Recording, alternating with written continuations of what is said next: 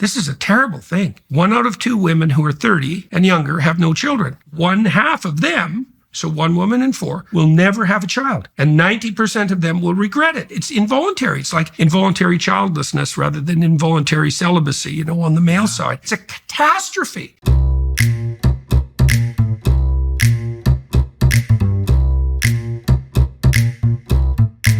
I am getting on here to just share my thoughts about being 30-something and not having a boyfriend, not having kids, and not being married. I have been so sad. I've been so depressed because I thought that I would have a family by now. I thought that I would at least be engaged or in a relationship at the minimum, and I'm not. And I'm getting older and I'm getting scared. Am I gonna be on here one day coming to terms that I'm just gonna be single? Like, it doesn't even sound right. I feel like I'm in such denial sometimes. Like, no, there's no way that I'm not gonna be a wife. There's no way I'm not gonna be a mom. And I'm like, am I being delusional, or am I just having faith, or am I crazy? Each day I struggle with this so much, and I just don't know what to tell myself. Do I tell myself, don't worry, you'll be fine, like, you're gonna find somebody tomorrow or next year and be able to have kids before it's too late? Or do I tell myself, maybe you should figure out how to live life as a single woman and be happy? I don't know. That's all I have for today. I've been seeing some videos on my For You page, and I think that it is finally time to discuss the female loneliness epidemic. Because I know the men have had their own thing, and I'm not here to talk about that. I'm not a man, right? But I will say that the men are more built for it than us. We are not built for this, ladies. We don't know how to be alone. These men have been bottling up their emotions and not sharing them with anybody since they were 6, 7, 8 years old. Some of us have never done that. We've always had someone to talk to, a friend, a family member, a significant other, something. And it seems like in 2025, the girls are running out of options because the dating market is terrible. Y'all are literally making fun of girls that are in happy, healthy relationships, saying that having a boyfriend is embarrassing, miserables. And y'all also don't have any friends because anytime somebody reposts something that you disagree with, oh, that's how you feel about immigration policy, you're not my friend anymore. Now y'all don't have any friends. Like, it's not going to end well if your requirement for somebody to have a relationship with you is that they have to be on the exact same page with you 100% of the time. No one is. We are all people with our own thoughts, feelings, emotions, and ideas. And if you don't respect that in another person, then of course you're going to be by yourself. And as far as making fun of men, let's just get this out the way. Men are already alone. Okay? So it's not a big deal. We don't mind. We're self-sufficient. You know what I mean? We're used to it. It's a part of a man's journey is being alone. We're not the social of the species, if you will. We don't constantly have to be talking to someone. And I was just having this conversation, actually. And it's funny, a lot of these that pop up, I end up having these conversations. But women have so many options. And let me clear up options.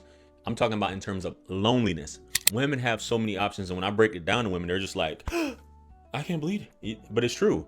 You can literally make a post. Social media, and I think this is why women are ended up alone a lot of times. But you can literally make a post, show your face, maybe show some TNA, and there's 100 dudes in your inbox that you can talk to. You can get on all. For years, the message was clear. There's no rush. Focus on yourself, build your career, enjoy life, and everything else will fall into place later. The idea was that time was always on your side, and options would always be available when you decided you were ready. But reality doesn't always follow timelines. As a woman in her mid-30s now, I just want to speak to other women who are in a similar position, no children, not married yet, but you're wanting those things. And the reason why I want to speak about this is because I've had some honestly really horrible comments, basically people being horrible and kind of like belittling me because of that, and saying that I have like no purpose in my life because I don't have those things. Obviously they've watched my YouTube channel and they know that these are things that I'm wanting, so they're trying to hurt me, but it's just not really going to work. So I just want to make a point that you have to stay strong, and if it's something that you want, then don't let other people put you down about it. You know it's something that you're going to do, whether you have it naturally, by way of adoption, whatever it is, you know that it's going to happen for you. And I think it's about, women are supposed to be sticking together and we're supposed to be uniting. We're not supposed to be nitpicking and essentially being nasty to one another.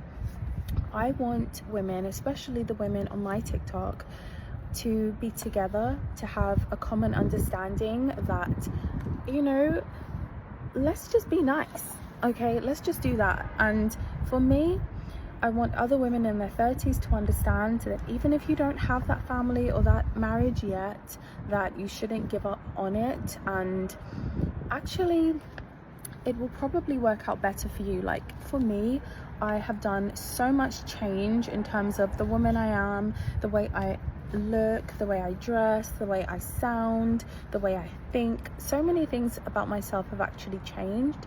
And had I met somebody even a year ago, I was not the best version of myself. That timing is super, super important. And if it hasn't happened for you yet, it's probably worked out for the best so far. So hold tight, girl, okay? Don't give up, and just understand that the time that it happens now is going to work out much better than if it had happened before. So be positive. It's a positive thing. It's a positive thing. As time passes, more women are starting to notice something uncomfortable. The dating market doesn't look the same anymore. The attention that once felt constant has slowed down, and the pool of available partners feels smaller than expected. So 45% of women will be single and childless by 2030. 45%. Women age 25 to 44. I really think it'll be like more like 50%, y'all. Because at the rate that this is going, like, what is the benefit? Relationships are expensive. Starting a family is expensive. Shit, having a child, even as a single person, is expensive. And it's just like, if you really can't provide that child a good life, what the fuck are you having kids for? And don't say because you want to have kids. No, that's not a good enough reason. Because if you really can't afford that child, or really be there, be a parent, and be there, like, financially, like, what is the point? I don't know. Because I do know a lot of women, you know, especially women that just got married or whatever, they were planning, like, if Harris, you know, got elected, they were planning on having kids. Like, a lot of people were, you know, waiting to see the results of the election to see if they would have kids or not. And a lot of women said, you know what, if, you know, these 4 years is no longer my window of opportunity, I just won't have kids. And I love that for us. I love that we can now say, I chose not to have kids because it wasn't the right decision at the time for me. I love that. We have come such a long way, y'all, like, for real, because this was frowned upon so much, like, even 5 years ago. Like, we've made progress. But yeah, I really feel like it'll be more like 50%, because these men are just getting worse and worse and worse when it comes to even the bare minimum stuff in a relationship, outside of, you know, life being expensive. But yeah.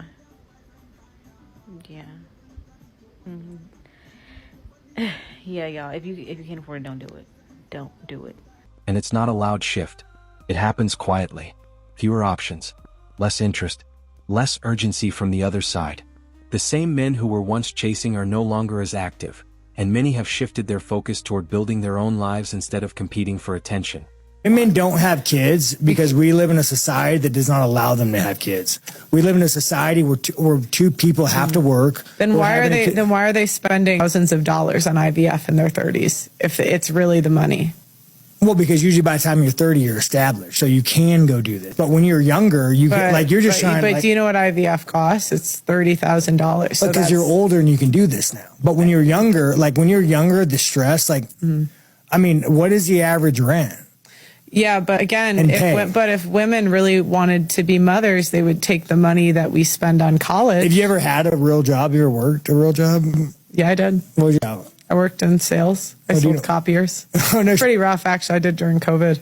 Oh, no shit. Yeah, try selling a copier. What were you making a year? I think it was like 45 plus commission. I probably brought home maybe 50. So what I'm saying is, it is so difficult for a man and a woman to not want to numb themselves with consumerism. Meanwhile, expectations haven't really changed. The standards remain high, the requirements stay strict, and the idea of settling is still rejected. But when fewer men are participating in the game, holding the same expectations starts to produce different results. Did you see the study that said 60% of women from 24 to 42 will end up childless and alone? No, I didn't see that study, but I'll do you one better. Now, I know by the tone of your comment that you are saying childless and alone is a bad thing. Well, not for women, it turns out. Women who are unmarried and childless are the happiest subgroup of the population as a whole, says happiness experts. Although tying the knot and having children are typically considered markers of success for our society, women who shun this pressure despite the stigma tend to be happier and healthier as a result. Long-established traditional symbols of success did not necessarily correlate with happiness levels. And this is because the happiness of men was prioritized and women were pushed into the boxes you needed us to fit in order to support your success and your happiness. But it turns out that wasn't really prioritizing our needs, was it? Part of the explanation for this happiness divide is because women tend to work harder in our relationships than men do. And this happens within the relationship and within the household. Women typically do more domestic labor and more emotional labor on top of that. Now, in contrast, when men get married, you typically make more money and you live longer. So it stands to reason when you try to shame women by telling us we're going to be childless and single, that's just projecting your greatest fears onto us, because that's the future that limits your potential. Where in contrast, for women, we're typically better off. And I gotta say, these tiny shifts in the power structure are extremely satisfying. And I know y'all are gonna fight tooth and nail to avoid evolving, but reality is gonna hit you whether you like it or not. That's where the disconnect appears. Because the system only worked when there was constant participation. When men were actively competing and chasing, options felt endless. But when that participation slows down, the environment becomes more limited. And by the time that realization sets in, the dynamic has already changed. Unmarried, childless, never been married, 31 to 35-year-old women are defined by their mobility. They are women on the move. Pretty much every woman I know who's in this cohort is either about to move, has moved recently, or is completely mobile all the time because there's some kind of digital nomad. I don't know, I don't have a ton of friends who are single, never been married, and exactly like me, but the ones I do have are reluctant digital nomads or some equivalent of it. They've had to go on some kind of almost spiritual pilgrimage within the last 12 months. And I think that makes us a little bit difficult to date. I know it does for me, because if I look back to the guys that I've dated in the 2 years that I've been nomadic, I always get my hopes up that things are going to work out, but I'll be going on a date with a guy and he's I don't want to be in a long distance relationship. And I'm but maybe I'm moving back to DC. And then, and then I leave and then we text for 1 or 2 days and then it falls off and then I feel disappointed. And then he's sorry. And then I'm I'm coming back. I'm coming back for you, baby. I'm coming back for you. And then, except for it's never for him. And then I actually didn't ever end up moving back to DC. Instead, I went to Europe. But the thing is, I'm not alone.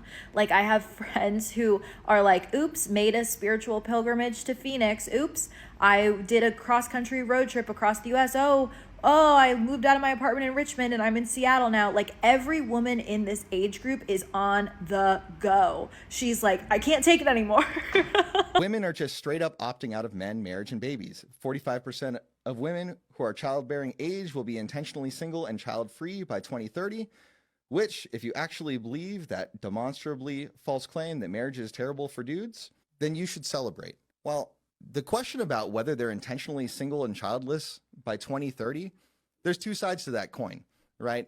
A lot of women are single and childless at 30 by that point in time because they couldn't find somebody who would actually commit to them because they've done whatever else in their life that they couldn't be acceptable to the kind of man that they want. And they would rather go it alone than to settle. Some women are now facing a situation they didn't plan for.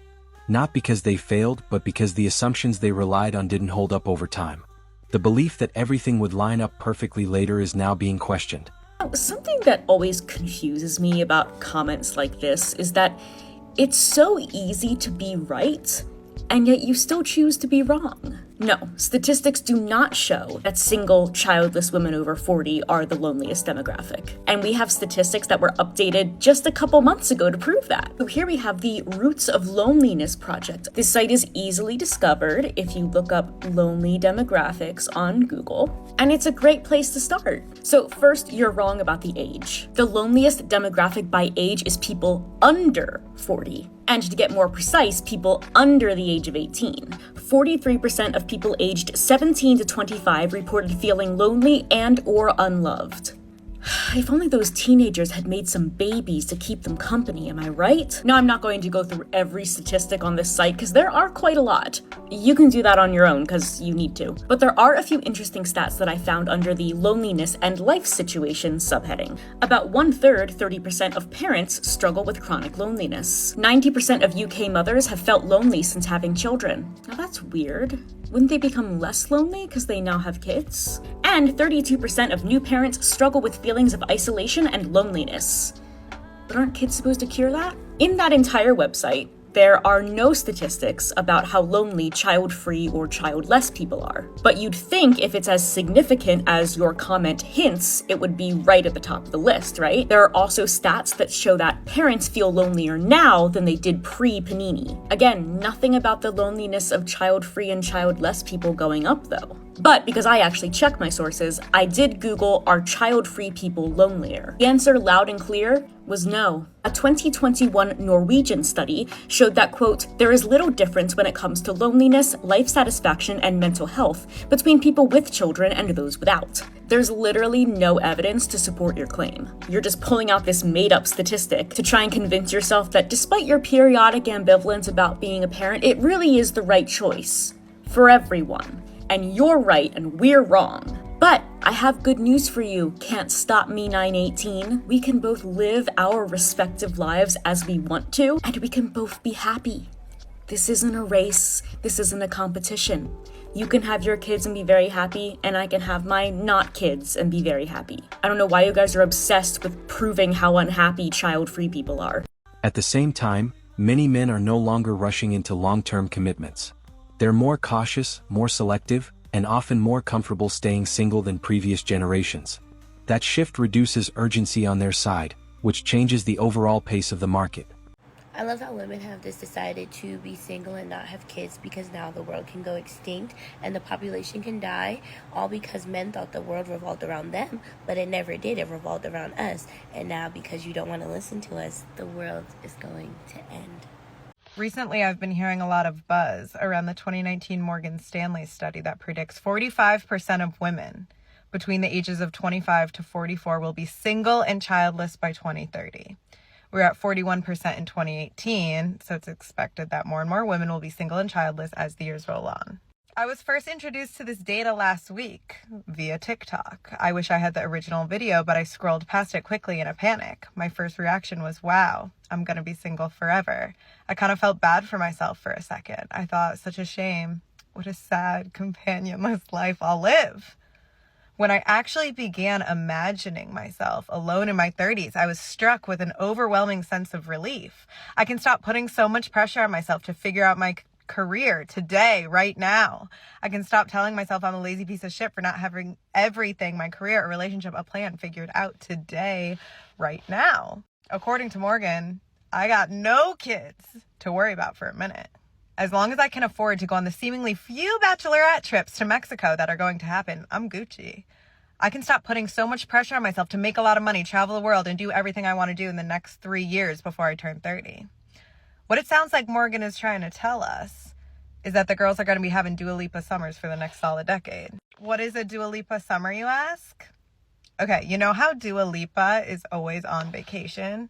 She's with a big group of friends, other hot girls, seemingly some gays, seemingly some straight guys. Everyone's stylish, wearing one-of-a-kind string bikinis paired with rock-hard abs. They make delicious home-cooked meals at their shared estate, smoke cigarettes by the pool, and have moonlit photo shoots. That's gonna be us. Maybe not right now. Maybe not this summer. Maybe not even next summer. But we're gonna stack our bread. Save up for that stud bag and the vintage Chanel sunglasses and the blue marine sheer dress. I might be single and childless, but I will be the best dressed at the handful of friends' weddings. Invite me. I'll be the Dua Lipa of honor. The Google AI overview revealed to me that no, Morgan Stanley is not actually a person. Morgan Stanley was started by Henry Morgan, JP's grandson, the JP, and Harold Stanley, some other guy. So while I can't thank Morgan for giving me this peace of mind, I can thank finance as a whole for bringing us something new to aspire to. The many single and childless Dua Lipa summers ahead. So now you have a situation where both sides are moving differently. Women expecting the same level of attention and options, and men no longer operating the same way they used to. And when those expectations don't match reality, the outcome starts to look very different from what was originally imagined. In China, if you're over 25, you are expired in the dating market. You are called a 剩女, leftover woman. A what? A leftover woman. After 25, you can't be picky anymore. It's like Leonardo DiCaprio's girlfriend. Imagine China is Leonardo DiCaprio. China is Leo. The whole China is Leo. I dare you to say this in America. Do you go up to American girls and say, you're 25, it's done? You are already done for Leo. They would hate that policy. They do. In China, they do that. How come you never say anything when they come up with the 25? Why don't you say that's how we do it in China? Exactly. I wanted to do that. Let me talk about it. I think Leo is just following Chinese culture. Maybe he eat too much dim sum. He went to Mr. Chow too many times. He just have the Chinese standard. You're over 25, you're expired. There's a stat that just came out recently that by 2030, 45% of women are going to be single without kids at age 30. 45%? 45%. So are you having a hard time? Is it difficult for men to approach you? Well, I talk to everyone. Yeah. So. Well, you do have a great personality also. It's very like warm and inviting. Yeah, I love talking to people. Men are just funny. I do think they're intimidated, but I don't think they'll actually admit it. And if they are intimidated, I'll still talk to them anyway, and I don't really care. Are we looking for someone to live with us, to be our friend and our partner? Or are we looking for someone to fill a void and be there because that's what we're supposed to do? Let's not take ourselves too seriously. Let's have a good time. All we want to do is have good people around us. Keep our circle tight with those really solid people. Have a good time and find a best friend. Yeah. You know, there's no pressure. Because in the end, it's not just about time passing. It's about the rules changing while people were still playing the old game. Men stopped playing by the rules, and now everyone's freaking out. Let's break down why silence has become the loudest move.